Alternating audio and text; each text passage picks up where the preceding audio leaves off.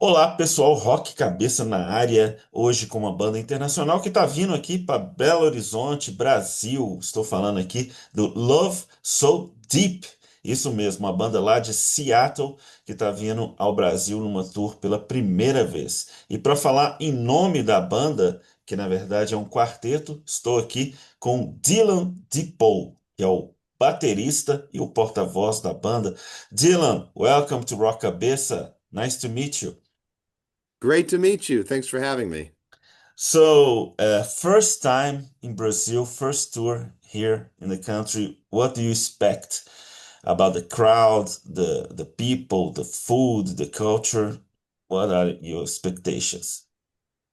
Well, I'm really excited to come to Brazil. I've always known that Brazil always has great, a great enthusiasm towards rock and music in general. So I'm really excited to go there and see that and play music for the people of your country. And as far as what to expect, well, I'm not quite sure yet, but I'm really excited. Mhm. Because I've never been, and it's really great to see the place in person. And yeah, it should be a lot of fun. As a band, you were formed like in 23. You hmm have planned to do these gigs in Brazil or something just come up through your friend from Little Room? Tell me, when did this tour begin?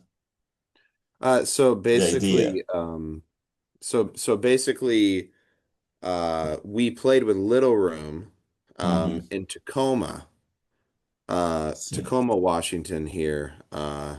About when was that? It was last year, and I forget how we played that show. I forget if they asked us or if the venue asked us, but we played with Little Room at a place called Spanish Ballroom, and that's actually right by Tacoma Dome, which is that's a pretty famous venue, pretty famous venue. Like a lot of like rock bands, like Iron Maiden, people like that have played at Tacoma Dome.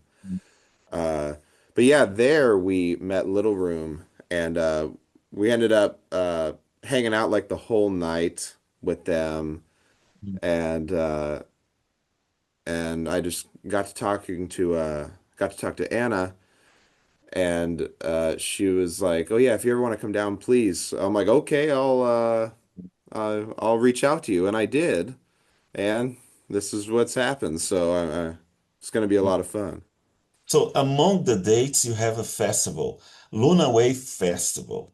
I don't know if it's common in Seattle, but it's not just a music festival. There's a fair like clothes, food, anything, independent music around. Do you have this kind of festivals in Seattle, like independent music with fairs and people getting to meet another stores, independent stores, vinyls, anything? Do you have this in Seattle? We kind of do. We have Capitol Hill Block Party, which we're Mhm. playing this year, which is kind of like that. It involves a lot of stores, a lot of organizations. So there's that. And then there's also Freak Out Festival in Seattle, which a lot of international bands come and play Freak Out. Last year, we we had bands from all around the world. I don't remember if we had any bands from Brazil specifically, or maybe we did. But I did sound for one of the shows at Freakout Festival and made friends with a lot of bands from around the world. And that's another one of those festivals. And we also have Bumbershoot, kind of another festival like that. And then we have there's some other smaller festivals around, but Seattle is pretty good about that. Um, so that's really cool to see. Kind of similar to that stuff. And Love So Deep already headline any festival. Was Uh, going to be uh, the first. have we headlined a festival? Um, I don't think so. I don't think so. I think we were close. Uh, we did the smaller festival last year, farther away from Seattle that we were kind of we weren't headlining, but we were closer to the top. But no, we've never headlined a festival. So let's talk about Love So Deep. You have two albums, Mhm. and these two albums gonna be part of the set list, or are you planning some surprises from Brazil, something like that, some covers or new stuff? It will be the mix of both albums, or our EP and our album, and then also, yeah, we might throw in a cover. Yeah, we might do a surprise for Brazil. Yes. Yes, like Nirvana cover, Soundgarden. Ooh, ooh. Now you're giving me ideas. Maybe, maybe. Uh, so let's talk about the elephant in the room, like we're talking Mm-hmm. about Seattle. Mm-hmm.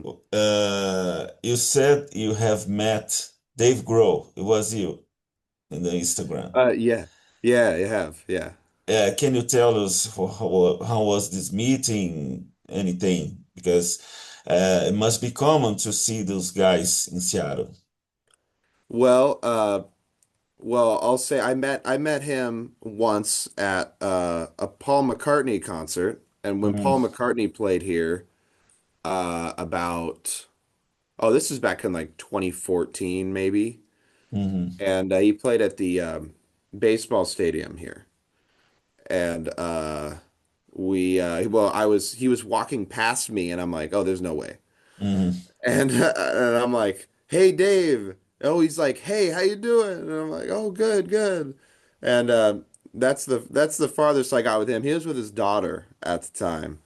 But mhm, as far as that, I haven't seen Dave Grohl around much other than that because he lives in LA. mhm, But I'm sure he has a house here.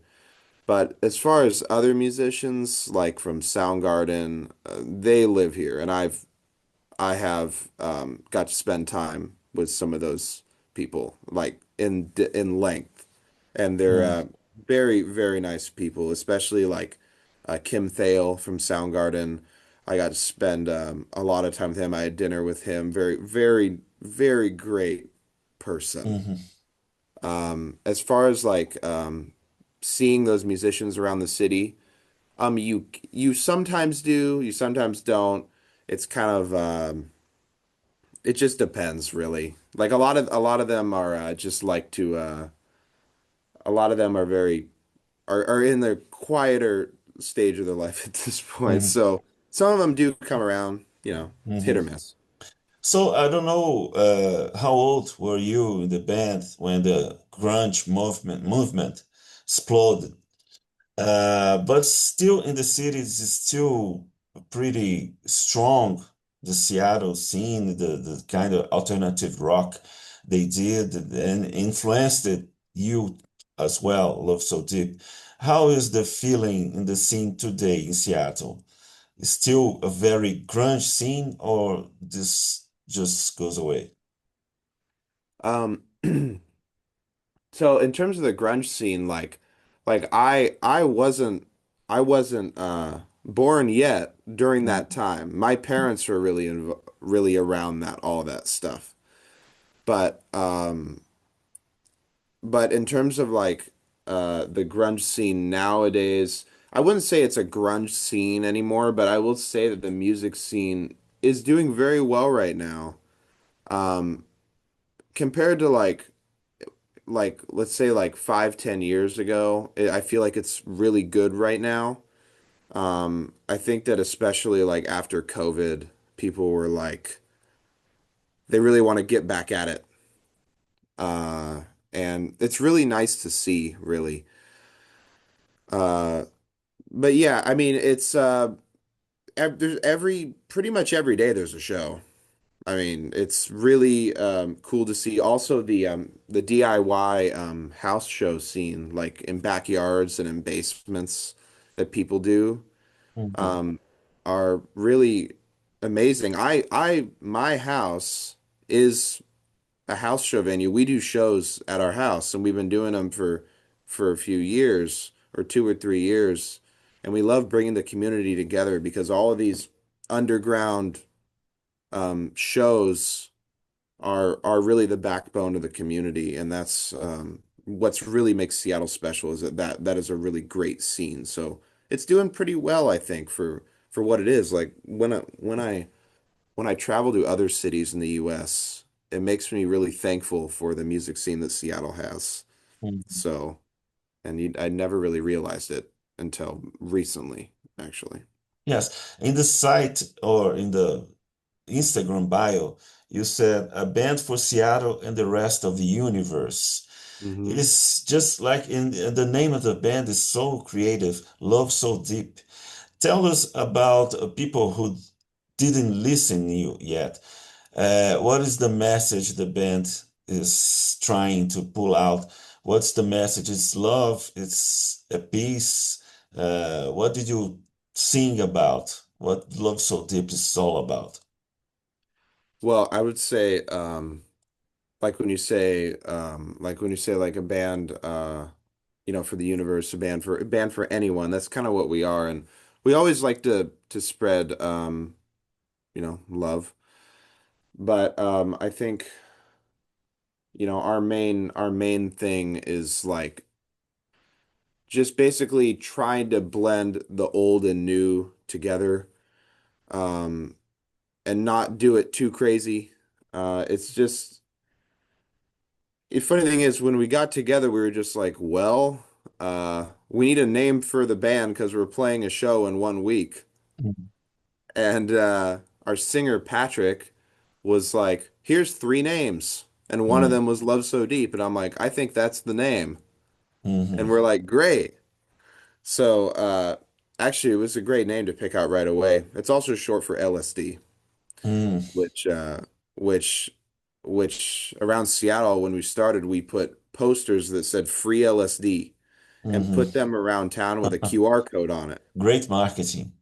Yeah, so it was literally free LSD with a QR code. And Mhm, when I go around town sometimes, I still see them around, which is really cool. Like mhm, there's a bar that I go to that still has theirs on the wall because it's so funny. mhm. Cool. Yeah, I have to ask you about that because in this moment, living in America with immigrants, I don't know if right. Seattle is filled with immigrants as well, like Los Yes. Angeles. Yes, How it does is. it feel to be in a rock band, rock and roll band, and with all those attacks on immigrants? How does it feel? Uh, I mean, first of all, I'll just say this before I say that is that it's obviously terrible what's going on here, and it's really sad to see because like it's really hard to describe, especially like since we're from the US, we're born in, my band and Mm, I are born and raised here. And but like if you go back to our ancestors, um like I'm actually like on my dad's side is Native American. So that's, from the US like a long time. But on my mom's side is from Scotland. And same with my band members, they're descendants from other countries. So mhm, when they came here, it was like you come here for new opportunity, and that's what they got, right? But to see people's new opportunities being stripped away from them is really, really sad, right? mm, But um, in terms of being in a rock band during this time, it's kind of like, I mean, it's a rough time. It is because, it's everyone, like when you go to another country, everyone tries to represent their home country, right? mhm, It's hard for us to really do that now, you mhm, know, but I guess what's cool, I guess I guess the cool thing about being from Seattle is that um the grunge scene, kind of a cool history behind that. Um so that's good. But and I would say like it is a rough time, but we do whatever we can to support whatever cause that we can to help mhm, immigrants and people like that.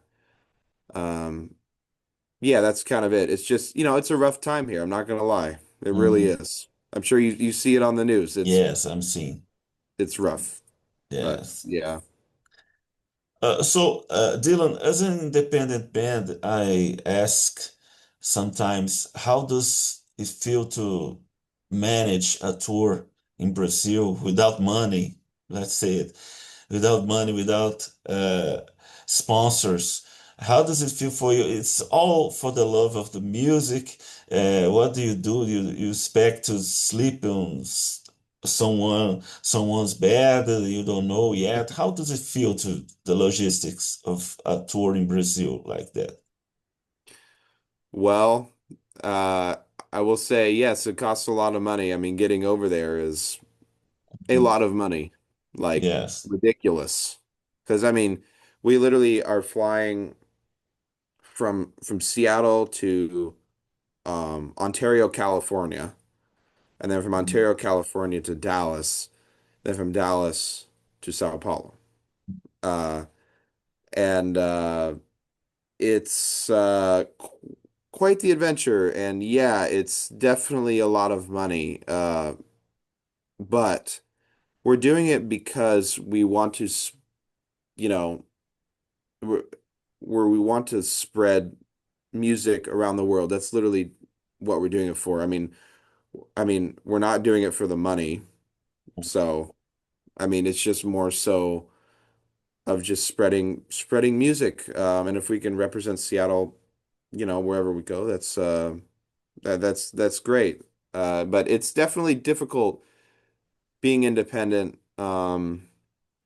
Yeah, it would be nice to have someone setting this stuff up for us. It would really be nice. But I will say Anna did set the shows up for us and has really been helpful with traveling and any questions we might have. Because I mean, I don't know anything about how things go on down there, really, she's been really helpful with us. We're gonna be she gave me some recommendations on some hotels and stuff like that, and it's it should be good. We'll see how it goes. I'm sure it's gonna be great. Yeah, you're gonna play the biggest cities here: São Paulo, Rio, and Belo Horizonte, the three biggest cities. Hmm. Yeah, Yeah. can't wait to see him. Yes. Dylan, do you have like any member? I wish the other members were here, but the others are excited as well as you to travel. They are expecting anything different from you. How does it feel like a group to be traveling? They're very excited. They're very Yeah. excited because like Patrick, our singer, is very excited to see it because he's always been a big soccer or football fan. Um, and Trent and Will are just very excited because they're stoked because they always love to do new things, see new places. So as far as what they expect, they also don't know either. Mm. It's We're just gonna go and check out your country and have fun, have some good food, Yeah. check out the culture. And your music, let's talk about the music. The music you do is pretty good. Shallow and Do You, the two albums. Do you have any feeling about the song us Brazilians gonna like the most here? Ooh, it's a good question. That's a great The question. the songs you're gonna try to win the crowd with. I think Leave My Heart will do pretty well because that Mhm. one we always do like an outro on and we do like bring a lot of energy for that. Also, Punker Bunker, we always bring the energy for that one. Like as far as like we're gonna put together like some pretty cool set lists. We Mhm. haven't quite decided on them yet, but we're working on it. But I think that especially like Fuck This was pretty good. I think that's a good one for the crowd. Also, let's see what else. Some of the slower songs are really do fun, are fun to do as well, live. Hmm. I think it'll be cool. I think we'll have some great surprises. Cool. Now it's the time that I challenge you to choose a song, a special song for our audience to listen and tell a little bit of gossip about the song, how it was recorded, the lyrics, anything. You can choose one for us. Okay, let's see. That's a great question. Let's see. Like in terms of before I'll say that, let's say like in terms of our process, the way we record is usually Patrick or Trent or Will brings forward some ideas, then we all kind of collaborate on it. But I would say like I remember our song Same Mistakes. Uh that one is basically like that one is basically about like making the same mistakes in a relationship or a friendship, basically. And with that one, what was funny about that is that literally that was the last song we recorded for the album, is that we had all the drum tracks done. The album was like close like to being done. And Patrick came in with that idea and we started jamming on it. We're like, okay, well, we have to like record this now because I Mhm. think it's really good. So I brought my recording drum set back in, mic'd it up, we did that. And then immediately we're like, okay, that's going to be the last single for the album. Mhm. And it's done very well. So that's also another good one, I think. Same mistakes. Yeah, I think that's the one that I think people should really listen to. Yes, we want to listen to. But before, I'd like you to invite people from Belo Horizonte to come to Luna Wave Fest to see you guys. Can you invite them now? All right. I would like to invite the people of Belo Horizonte to come to Luna Wave Fest. You don't want to miss it. It's going to be a lot of fun. I hope you can come see a band from Seattle. Come see us. Come party. Come hang out. It's going to be so much fun. It's going to be so many great things to do. Yeah, it's gonna talk about Seattle a lot. Gonna be a lot of questions about Kurt Cobain. You gotta be ready. Have you Yeah, met yeah. Kurt? Like this? No, Yeah. no, no. I wish that would have been cool. Yeah, Seattle is like rock and roll here. Mhm. So, Dylan, thank you for the interview. I'm expecting you guys here. I hope we talk in the shows and we share some drinks and food, okay? Yeah. Yes, sounds great. Can't wait. Yes, good travel. I wish you good travel and be cool, be nice, and we see you soon. Love so deep. Sounds great. Thank you so much. Thank you. See you. See you. Bye. Bye.